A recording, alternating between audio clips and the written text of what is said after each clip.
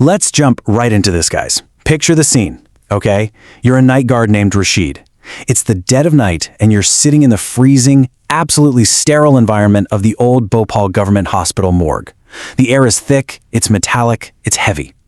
And then suddenly, cutting through that overwhelming silence, you hear a sound that literally should not be there. Weeping. Coming from inside the morgue. You follow this sound to a steel trolley at the very back of the room.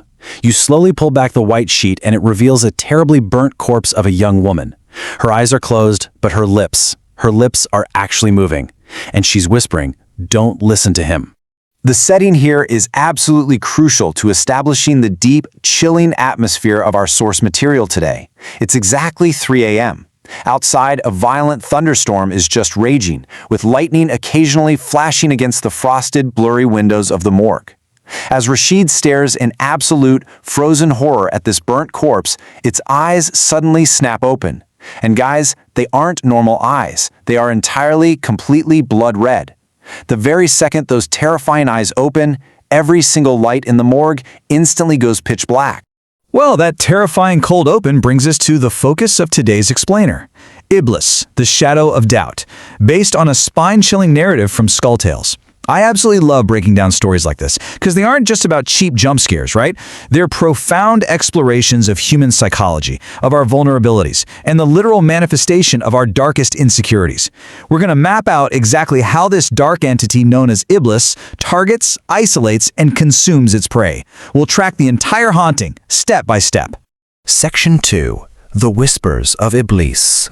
To really understand how this darkness takes hold, we first have to meet our protagonist, a 23-year-old girl named Sana. Sana lost her parents at a really young age, and she was raised entirely by her older brother, Arif.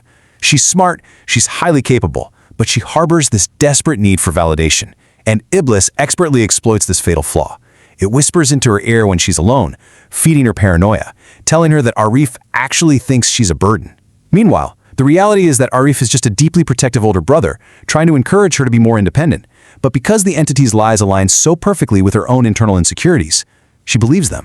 You see, the entity's strategy relies on a very calculated progression toward total isolation. Step 1, it plants the seed of doubt about her brother. Step 2, that doubt ferments into actual deep-seated hatred.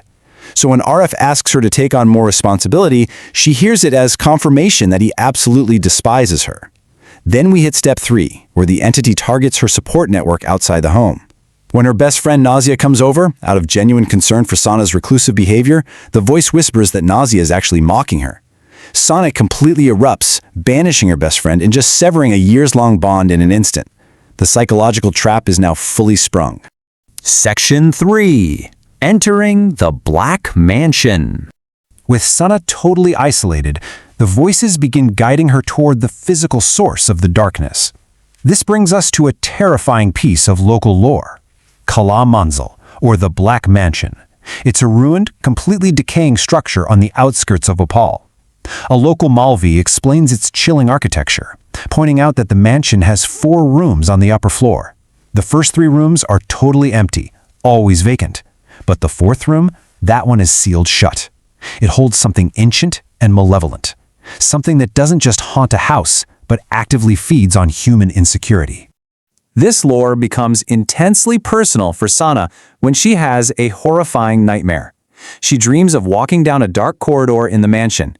She passes those 3 empty rooms and reaches the 4th, sealed door, which literally has "Do not open" scrawled on it in blood.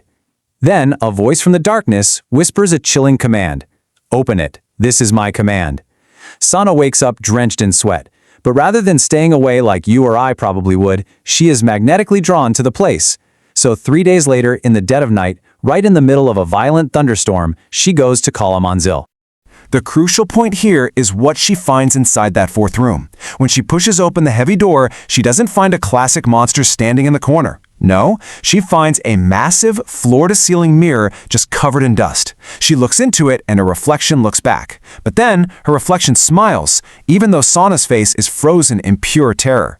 The room's temperature plummets. Her breath turns to visible vapor. The reflection tilts its head and introduces itself as IBLIS. By opening that door and listening to the whispers, she has fully unleashed it into her life. Section 4. Consumed by the darkness.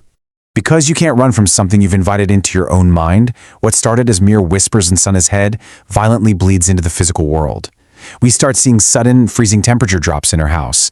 Black, shadowy figures begin crawling along the walls. Heavy, unexplained footsteps echo through completely empty corridors. And honestly, most terrifyingly, large black handprints start appearing pressed against the walls of their home. Eventually, even Arif, who has been completely unaware of the supernatural element up to this point, actually sees a massive, red-eyed, shadowy figure standing perfectly still in the corner of Sana's bedroom. The haunting is now undeniable. Section 5. The Final Exorcism.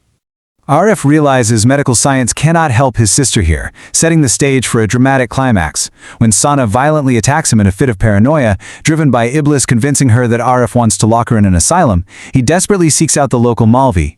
The Malvi gives Arif a vial of blessed holy water, known as Pak Pani, along with a specific set of instructions to initiate the fight back. Arif returns home to find Sana sitting in complete darkness, her eyes glowing that unnatural red. Step 1. He gathers his courage and splashes the holy water onto her. Step 2 is an immediate violent reaction. Thick black smoke literally pours out of her skin. And Step 3, as Arif tosses the remaining water into the air around her, the invisible entity screams in agony and completely vanishes from the room. It breaks the immediate trance, allowing Sana to actually drink the water, but they both know this is only a temporary victory. The very next morning, it takes Sana to the Malvi, and he delivers this profound piece of wisdom. He says, "Fear is its food, and when it gets no food, how will it survive?" The holy water is a weapon for sure, but the entity's true power comes from human terror and self-doubt. To actually defeat it, they can't just fight it in their home. They have to cut off its food supply at the source. They have to go back to Kalamanzal. So that night, the three of them return to the Black Mansion in the pouring rain. They enter the fourth room, and Iblis is waiting, a towering black mass, right where the mirror used to reflect.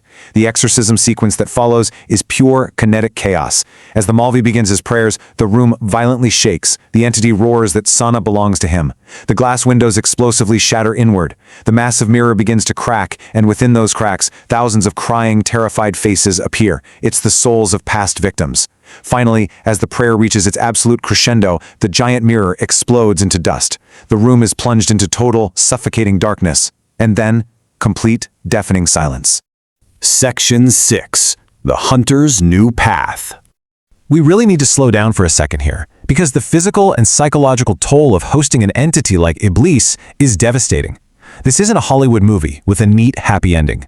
Almost immediately after that mirror shatters, black smoke begins billowing from Sana's body. The years of accumulated dark energy are leaving her, but the process is fatally destructive. Her skin begins to turn black and rapidly decay right in front of her brother's eyes. It's an agonizing sight to behold, yet, remarkably, her face shows an incredible sense of relief. With her dying breath, she whispers, "Now there are no voices, so much peace."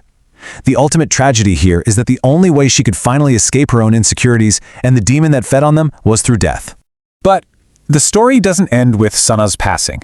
Fast forward several months later, we are introduced once again to Nazia, Sana's former best friend who was banished way back during the entity's isolation phase. Nazia is sitting alone in a room on a rainy night. Suddenly, she feels a freezing cold breath on her neck, and a voice whispers, "Do you know what Sana used to think about you?" Nazia slowly looks into her vanity mirror. The glass fogs up, and two glowing red eyes appear in the reflection, accompanied by a low, dark laugh. Which leaves us with this final, truly haunting thought. The prey may die, but the hunter always finds a new path. It brilliantly loops the narrative back to the beginning, showing us that Iblis is essentially a virus of human doubt. It never truly dies, it just waits for the next person who feels a little too insecure, a little too paranoid, a little too unloved. It kind of makes you wonder, doesn't it? The next time you hear that little voice in your head telling you that your friends don't actually like you, or that you're a burden to your family, is it just your own insecurity, or is it something else whispering in the dark?